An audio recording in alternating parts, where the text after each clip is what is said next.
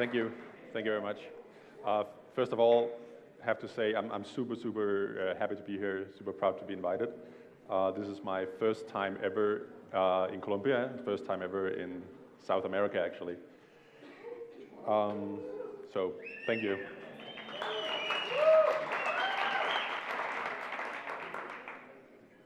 I have a remote control car here, and I did a project about half a year ago where I cross fingers as this works, that I could, via my computer, I could control the remote control car, and now it's stuck. Oh. You know how it is. Live demos, but you saw it working. And this was a project I got started on half a year ago because I went to CCC and I got this awesome badge. CCC is a hacker conference in Germany, and they gave you a radio as your badge. And I was like, this is interesting, and I figured out that the radio that was actually on this board, I could buy that as a proper radio like this one, and this is actually the one that was just controlling the car. So after I did this project, well, maybe I should start by introducing myself. This was just a short intro. So my name is Thomas Watson. You can almost not see my Twitter there because there's a logo in the way, but I'm WA7SWN on Twitter. You can always ask me questions there or anything like that. You can find me on GitHub. And my talk is called Building a Radio Data Network with Node.js. Who am I? There was a weird delay on the...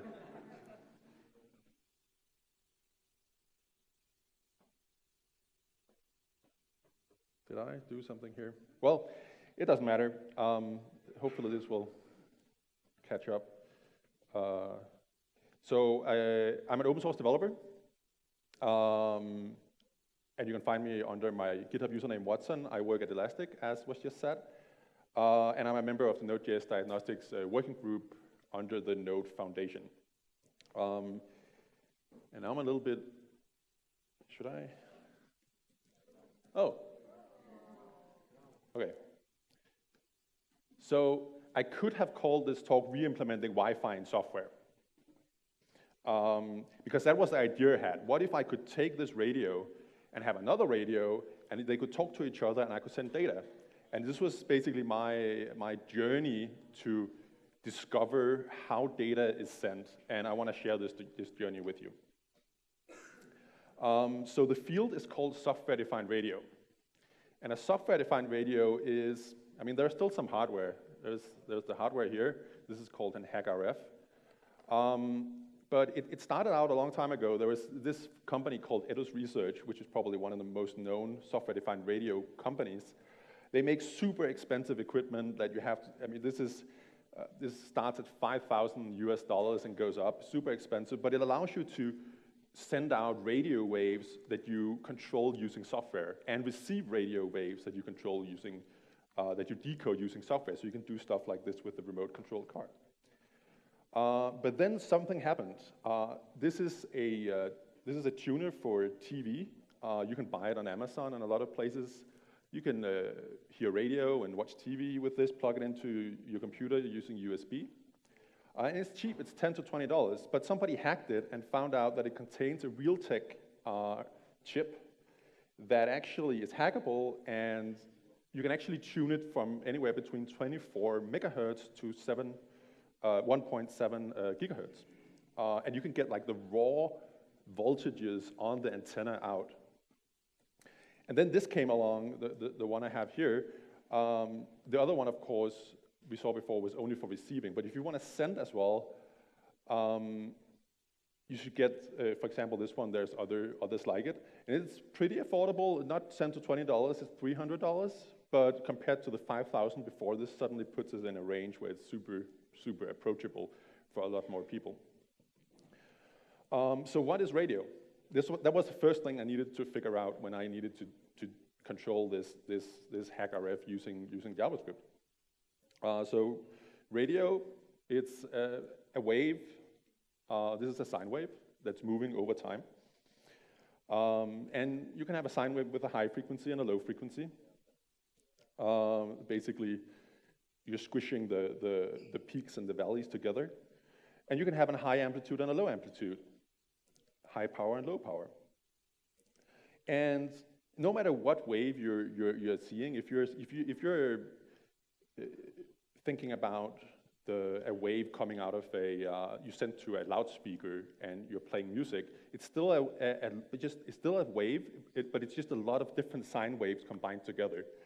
So as long as you can generate a sine wave, and you could do some math to combine more than one sine wave together, you can generate any kind of wave you want. So, okay, I learned that. The next thing I needed to figure out was I needed to figure out this thing called modulation. And what is modulation? Wikipedia says that in electronics and telecommunications, modulation is the process of varying one or more properties of a periodic waveform called the carrier signal with a modulating signal that typically contains information to blah, blah. Okay. Turns out we've been modulating things for a long while. Here, this guy, he is changing the smoke to add a signal onto the smoke. It's not digital modulation, but it's a kind of modulation, you could say. The first form of modulation using waves, electric waves, was when we invented the telegraph. And then a short while after, we came up with something called AM radio. And AM radio was the first time we figured out a way to actually send data over thin air, just through there. No wires required as we used to have with the telegraph. So I needed to figure out how does that work. And basically, my voice, it's a wave as well. It's not an electromagnetic wave, but it's a sound wave. It behaves similarly, but we can record it with a microphone, and it goes through this and out through some speakers. But to send it over radio, we could technically just send the voice that was recorded with a microphone and turned into electricity. We could send that with a radio, but it would require a huge antenna, like a kilometer-high antenna, because the waves are moving so slow, and the slower the wave is moving, the higher, the bigger the antenna we need. So the way that they made AM radio was actually really, really clever. They said, okay, what if we take the properties of this slow-moving wave and kind of encode it into this fast-moving wave called the carrier signal? And the fast-moving wave is actually the frequency you tune your radio to. And as you can see, the slow-moving wave is actually changing the amplitude, the height of the fast-moving wave. And that's why it's called AM, for amplitude modulation. You're modulating the amplitude. Then later, somebody figured out, oh, we could do the same with, we could do something called frequency modulations, or FM, where instead of modulating the amplitude, you're modulating the frequency based on the input signal. So this is all analog. This is all the stuff that we have in our car. We turn on the radio, we hear AM and FM radio. But I needed to figure out how to do digital modulation. And so let's go back to our old friend here, the Morse code thing. It's actually, when you're doing Morse code, it's actually kind of like a digital modulation. You're kind of sending ones and zeros over the wire. You're doing what's called on-off keying. Either there's power or there's no power. It's a very, very simple form of amplitude modulation, actually. And you could actually translate that into a 0 and a 1 and a 0 and a 1, etc. So in this case, each bit we're trying to send is one symbol. We call each of these blocks a symbol. So the symbol rate in this case is equal to the bit rate, but we'll get back to how we can make that faster in a second. But in digital modulation, there's basically 3 types of modulation that you can do. You can do amplitude shift keying, which is basically AM. You can do frequency shift keying, which is basically FM. And then you have this other thing called phase shift keying, where you are changing where the peak and the valleys are in your signal, just shifting it a little bit, and depending on how you shift it, you can use that to store information in the wave. So, does any of you ever try to go online using one of these? There's a few hands. I remember I had, this was actually one of the fast ones. This was 56K. So 56K actually means that it can transmit 56,000 bits per second. But if you remember these, they also had like what's called a baud rate, or a baud. This was like an 8,000 baud modem. What does 8,000 baud mean? It basically means symbols per second. So 8,000 symbols per second. And if you divide the two with each other, we can see that we can send 7 bits for each symbol. So how do we achieve that? We just saw, like before, with the on-off keying, we saw one symbol was 1 bit. So how can we encode more bits into the same symbol? So I'm going to skip a lot of history here and go straight to the interesting part, which is QAM. QAM stands for Quadrature Amplitude Modulation. And it's basically what drives everything today. It's what's, I'm imagining it's what's driving this. I'm not sure about my wireless mic, but it's certainly driving like Bluetooth, like your cell phone, satellite communication. They're all using this to pack bits tighter into the same amount of time. So do you guys remember trigonometry? I have to be honest, I did not.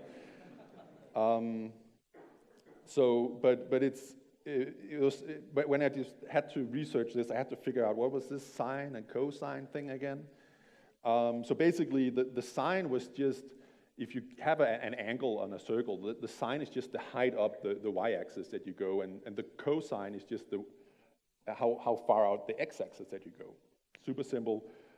And so when you think about it, when you're generating a sine curve, what you actually is doing, you are basically tracing up and down the y-axis of this circle, and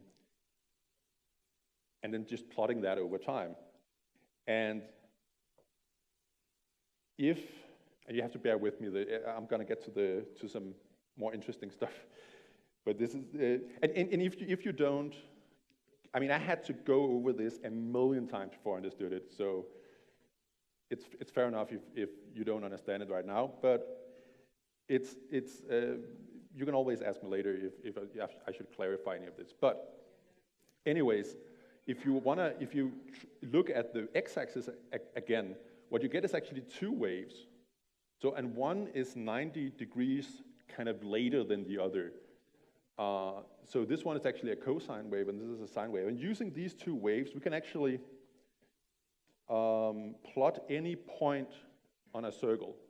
And when we are working with radio, we could use this information to kind of we have 2 waves, and using these 2 waves, we can plot. Think about it as visually plotting on a circle using 2 waves.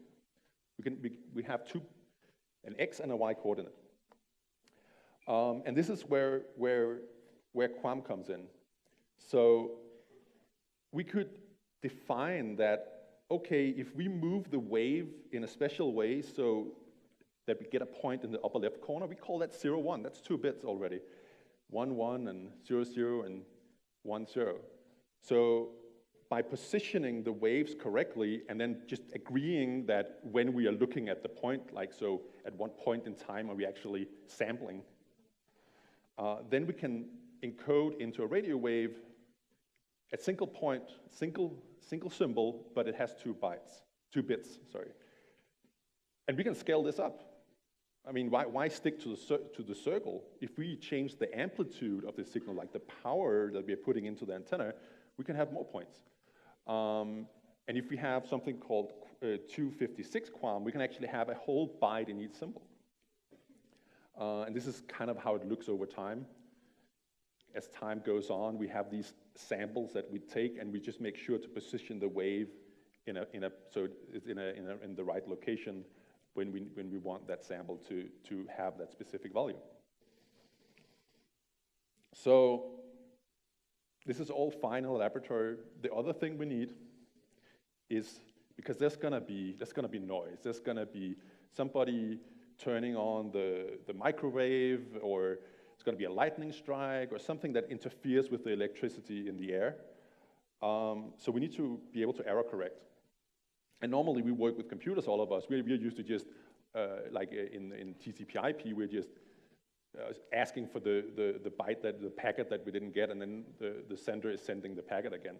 But sometimes that's not feasible. Sometimes maybe the things are too far away from each other, or one can only send and the other can only receive. So there's a lot of smart people who figured out a way to actually have a parity, I think it's called, in the data we are sending, so we can error correct automatically without having to ask the sender to send the data again. And this has been used all the way back in the 70s. For the Voyager 2 missions to Jupiter and Saturn, they use something called GOLAY codes. We use it today in servers, in ECC memory. We use something called Hamming codes. Actually, that's where ECC in ECC memory, that comes from error correcting codes. That's where it comes from. We have, in the Mariner spacecraft in 69 and up to 77, used Reed-Muller codes. And then there is Reed-Solomon codes, which all your CDs, all your Blu-rays, barcodes, etc., are using these to, if there's a scratch in the CD, it's not like you have a super powerful laser that can just kind of look through the scratch. It's because your CD or DVD drive is actually using Reed-Solomon codes to figure out what the missing bits were. But today, everybody is basically using turbo codes, which, like all your phones in your pockets, when you're talking to the cell phone tower, it's using turbo codes. It's used for LTE, it's used for UMTS, it's used for deep space satellite communication. So can we use that with JavaScript? Of course we can. Just do npm install Reed-Solomon codes, Reed-Solomon.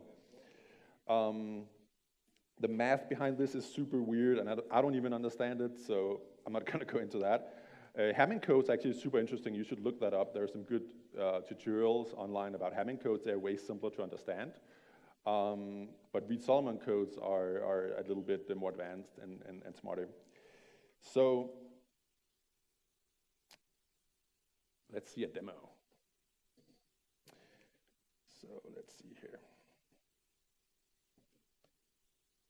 By the way, the stuff I used to control my remote controlled car with before, it's a module called Monster Drift on NPM. You just npm install Monster Drift. And then you need one of these, of course. And then you can control any toy. This is not just for this toy car. This is any remote controlled toy car. So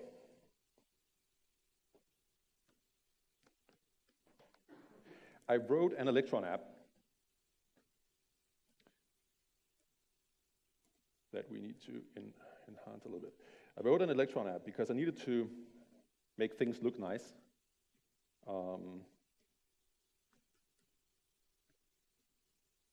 Visually, but also needed access to the USB so I can actually access this hardware. So it couldn't really work in the browser.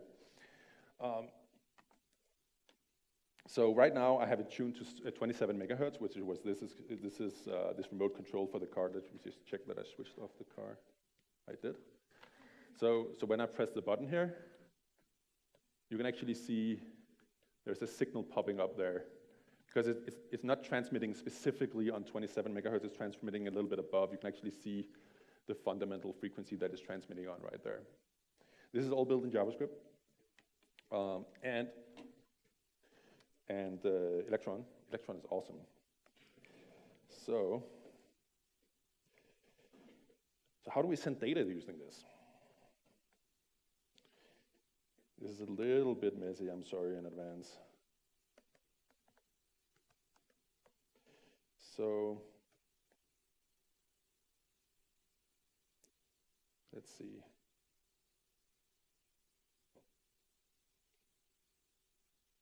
I probably misspelled Columbia there, did I?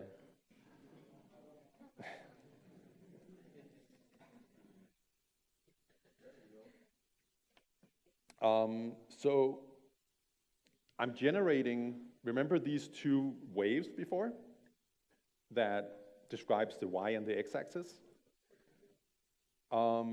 that's the signal I have up here. And I'm turning them into like a binary state. So either high or low, like 1 or 0. But I have 2 of them. And if we zoom into the actual wave that I'm generating and sending out over the radio, we can see that as I'm changing from one bit to another bit, the phase of the wave actually changes. So this is the phase modulation that I was talking about before. This is actually what's called QPSK, quadrature amplitude shift keying, or this is basically also just called 4QAM, where you have 4 constellation points on this circle that we had before. So I'm sending the signal, and I'm receiving it down here. As you can see, it's been all gobbled up, and there's a lot of noise. The next thing you're supposed to do is, let's see if we can, you can't see the bottom of this. I will just,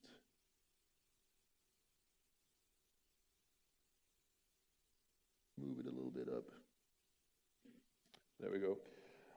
So what you're actually supposed to do is you're supposed to adjust the gain, the volume of the signal basically, as this basically moves further away from the antenna and closer, so you can kind of get the right amplitude all the time, no matter if people are moving.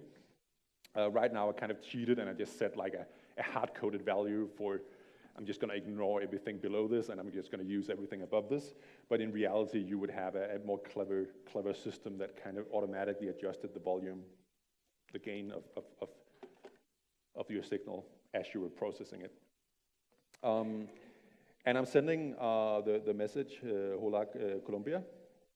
And I'm sending what's called a preamble before, so the receiving end knows kind of when it's just getting weird static and when there's actually a real message.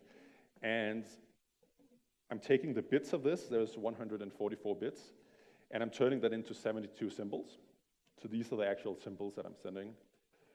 And then I'm decoding it at the other end, and if we look very closely here, we actually get, even with the spelling error, correctly out together.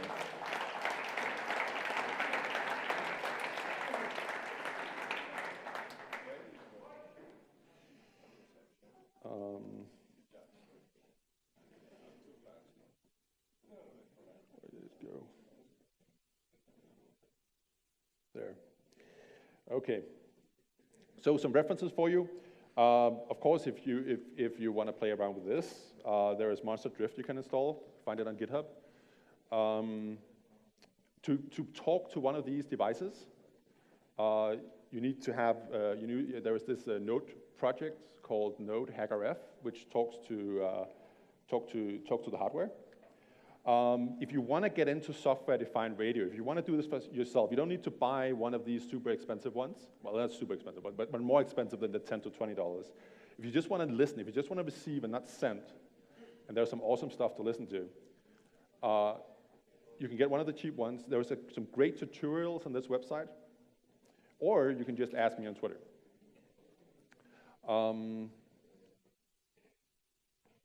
And that's it. Gracias.